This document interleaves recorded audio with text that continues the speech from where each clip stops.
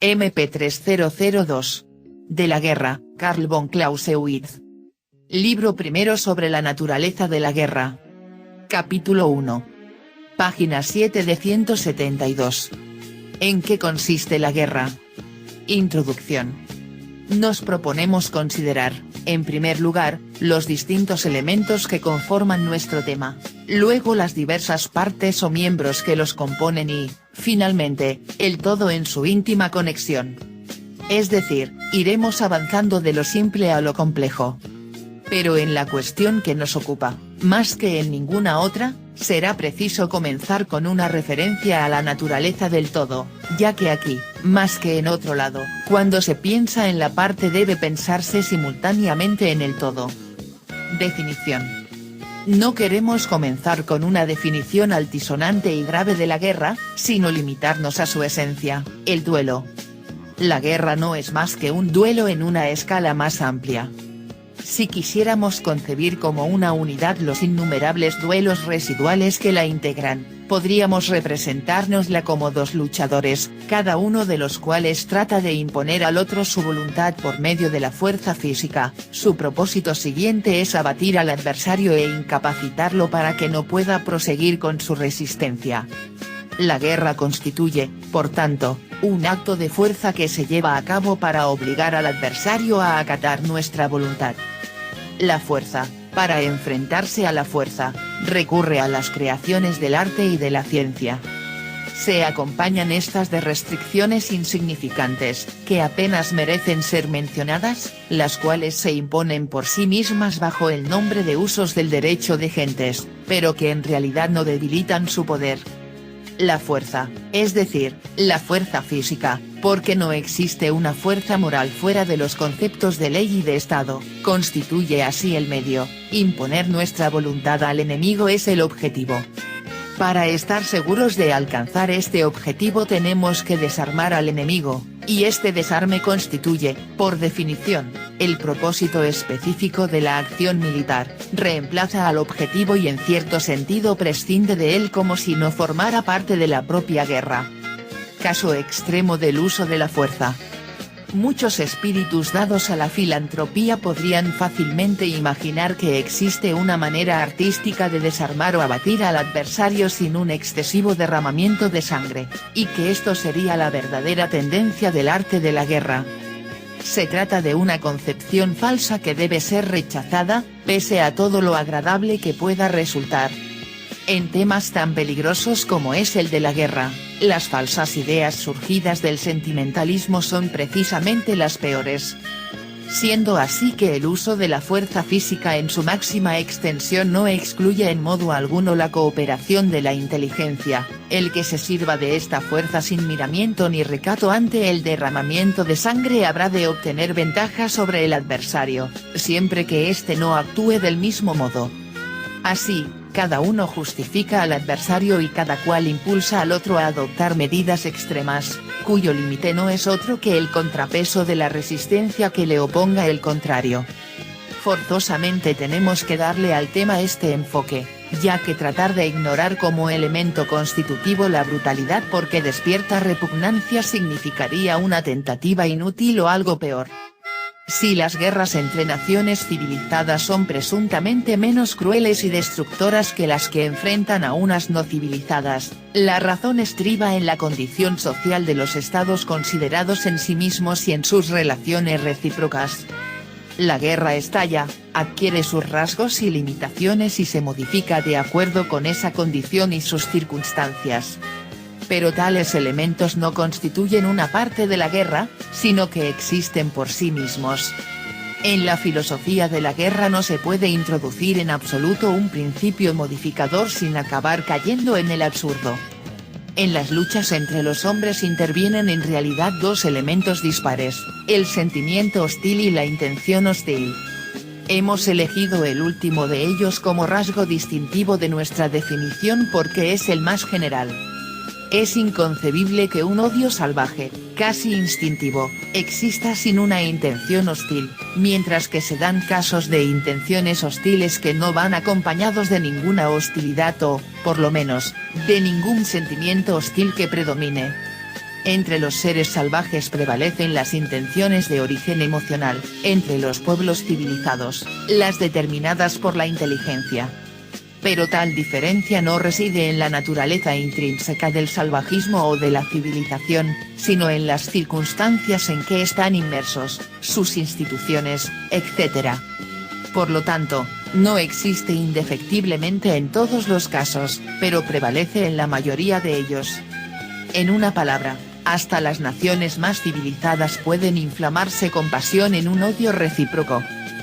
Vemos, pues, cuán lejos nos hallaríamos de la verdad si atribuyéramos la guerra entre hombres civilizados a actos puramente racionales de sus gobiernos, y si concibiésemos aquella como un acto libre de todo apasionamiento, de tal modo que en definitiva no tendría que ser necesaria la existencia física de los ejércitos, sino que bastaría una relación teórica entre ellos, o lo que podría ser una especie de álgebra de la acción. La teoría empezaba a orientarse en esta dirección cuando los acontecimientos de la última guerra nos hicieron ver un camino mejor. Si la guerra constituye un acto de fuerza, las emociones están necesariamente implicadas en ella. Si las emociones no son las que dan origen a la guerra, ésta ejerce, sin embargo, una acción de carácter mayor o menor sobre ellas, y la intensidad de la reacción depende no del estado de la civilización, sino de la importancia y la permanencia de los intereses hostiles. Por lo tanto, si constatamos que los pueblos civilizados no liquidan a sus prisioneros, no saquean las ciudades ni arrasan los campos, ello se debe a que la inteligencia desempeña un papel importante en la conducción de la guerra, y les ha enseñado a aquellos a aplicar su fuerza recurriendo a medios más eficaces que los que pueden representar esas brutales manifestaciones del instinto. La invención de la pólvora y el perfeccionamiento constante de las armas de fuego muestran por sí mismos, de manera suficientemente explícita, que la necesidad inherente al concepto teórico de la guerra, la destrucción del adversario, no se ha visto en modo alguno debilitada o desviada por el avance de la civilización. Reiteramos, pues, nuestra afirmación: la guerra es un acto de fuerza, y no hay un límite para su aplicación. Los adversarios se justifican uno al otro, y esto redunda en acciones recíprocas llevadas por principio a su extremo. Es esta la primera acción recíproca que se nos presenta y el primer caso extremos con que nos encontramos. El objetivo es desarmar al enemigo. Hemos afirmado que el desarme del enemigo es el propósito de la acción militar, y ahora conviene mostrar que esto es necesariamente así, por lo menos en teoría. Para que al oponente se someta a nuestra voluntad, debemos colocarlo en una tesitura más desventajosa que la que supone el sacrificio que le exigimos. Las desventajas de tal posición no tendrán que ser naturalmente transitorias, o al menos no tendrán que parecerlo, pues de lo contrario el oponente tendería a esperar momentos más favorables y se mostraría remiso a rendirse. Como resultado de la persistencia de la acción militar, toda modificación de su posición tiene que conducirlo, por lo menos teóricamente, a posiciones todavía menos ventajosas. La peor posición a la que puede ser conducido un beligerante es la del desarme completo. Por lo tanto, si hemos de obligar por medio de la acción militar al oponente a cumplir con nuestra voluntad, tenemos o bien que desarmarlo de hecho, o bien colocarlo en tal posición que se sienta amenazado por la posibilidad de que lo logremos. De ahí se desprende que el desarme o la destrucción del adversario, sea cual fuere la expresión que escojamos, debe consistir siempre el objetivo de la acción militar. Pero no cabe considerar la fuerza como la acción de una fuerza viva sobre una masa inerte, el aguante absoluto no sería guerra en modo alguno, sino que es siempre el choque entre dos fuerzas vivas. En ese sentido, lo que hemos afirmado sobre el objetivo último de la acción militar es aplicable a uno y otro bando. De nuevo nos hallamos aquí ante una acción recíproca. Mientras no haya derrotado a mi oponente, tengo que albergar el temor de que sea él quien pueda derrotarme. Por tanto, no soy ya dueño de mí mismo, sino que aquel me justifica, al tiempo que yo lo justifico a él. Es esta la segunda acción recíproca que conduce a un segundo caso extremo. Caso extremo de la aplicación de las fuerzas. Si queremos abatir a nuestro oponente, tenemos que regular nuestro esfuerzo de acuerdo con su poder de resistencia. Tal poder se pone de manifiesto como producto de dos factores indisolubles, la magnitud de los medios con que el oponente cuenta y la fuerza de su voluntad. Será posible calcular la magnitud de los medios de que dispone, ya que ésta se basa en números, aunque no del todo, pero la fuerza de la voluntad no se deja medir tan fácilmente y solo en forma aproximada, por la fortaleza del motivo que la impulsa. Si mediante esta apreciación lográramos calcular de manera razonablemente aproximada el poder de resistencia de nuestro oponente, podríamos regular nuestros esfuerzos de acuerdo con dicho cálculo y estar en disposición de intensificarlos para obtener una ventaja o bien extraer de ellos el máximo resultado posible, en caso de que nuestros medios no fueran suficientes como para asegurarnos esa ventaja. Pero nuestro oponente procederá del mismo modo, y a tenor de ello se produce entre nosotros una nueva puja que, desde el punto de vista de la teoría pura, nos conduce una vez más a un punto extremo. Es la tercera acción recíproca que se presenta, y el tercer caso extremo con el que nos encontramos. Modificaciones en la práctica. En el ámbito abstracto de las concepciones puras, el pensamiento reflexivo no descansa hasta alcanzar el punto extremo, porque es con casos extremos con los que tiene que enfrentarse, con un conflicto de fuerzas libradas a sí mismas y que no obedecen a otra ley que la propia. Por lo tanto, si pretendemos deducir de la concepción puramente teórica de la guerra un propósito absoluto, que podamos tener presente, así como los medios a poner en uso, estas acciones recíprocas mantenidas de forma continua nos conducirán a extremos que no serán más que un juego de la imaginación elaborado por el encadenamiento apenas entrevisto de sutilezas de la lógica. Si, al ceñirnos estrechamente a lo absoluto, pretendemos librarnos de una tacada de la totalidad de las dificultades, y con rigor lógico insistimos en estar preparados para ofrecer en toda ocasión el máximo de resistencia y aportar el máximo de esfuerzo, esa intención derivará en una simple norma carente de valor y sin aplicación en la práctica. Asimismo, en el supuesto también de que ese máximo de esfuerzo sea una cantidad absoluta, fácilmente determinable, habremos de admitir no obstante que no resulta fácil que la mente humana se someta al dominio de esas elucubraciones.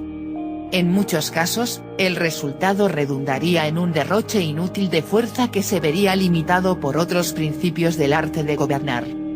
Esto requeriría un esfuerzo desproporcionado en relación con el objetivo a fijar, devenido de imposible realización. Efectivamente, la voluntad del hombre no extrae nunca su fuerza de las sutilezas lógicas.